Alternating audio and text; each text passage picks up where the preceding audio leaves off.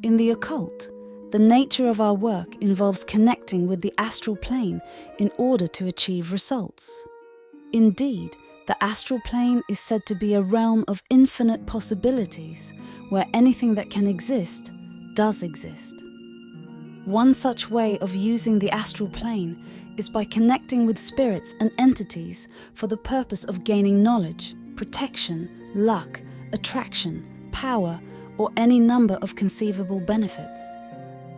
In our previous series, we discussed using altars as tools for contacting and building relationships with our ancestors in the astral plane.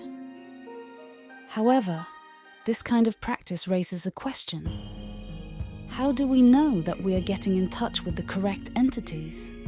How do we know that we are communicating with our target spirits and not a parasite in disguise? The simplest and perhaps most effective method for identifying the nature of our astral visitors is through the use of feeling. Feeling, in this context, is not to be confused with emotions. Feeling is our ability to sense the quality and tone of energy signatures within our presence. In this way, feeling is more like intuition and relates closely to the sensation of physical touch.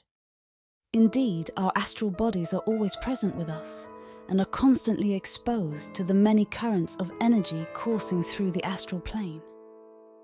While we are engaging in magical ritual or in any situation where the veil between our world and the astral plane is thin, we must use our feeling and intuition to guide us. For most of us, the astral plane and its contents remain invisible even during altered states of consciousness.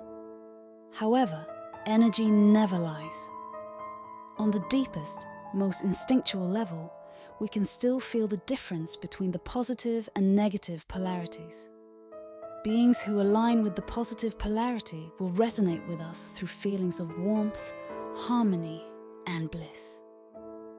During these moments, we may even feel weightless, yet perfectly grounded at the same time. Indeed, such beings enable our very souls to remember, if only briefly, that we are indivisible from all of creation. However, not all beings on the astral plane align with the positive polarity. There are spirits, even gods, who function as natural embodiments of chaos itself. We will describe these beings as negative entities. Like their positive counterparts, these negative beings resonate with who we are, but in a much different tone. A being aligned with the negative polarity, or rather, a catalyst of chaos, will vibrate in a way that can be described as cold-blooded, otherworldly, or even reptilian. This feeling can be equal in magnitude to its positive counterpart, but completely opposite in tonal quality. The resonance we feel in connection with negative vibrations may even induce chills, sweating, nausea, and vertigo.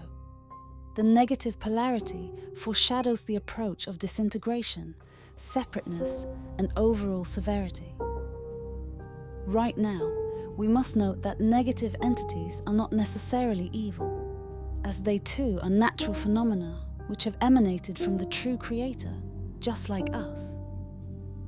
As a matter of fact, if approached with intention and mindfulness, such entities can help a magician gain immense power, knowledge, wisdom, and even empathy.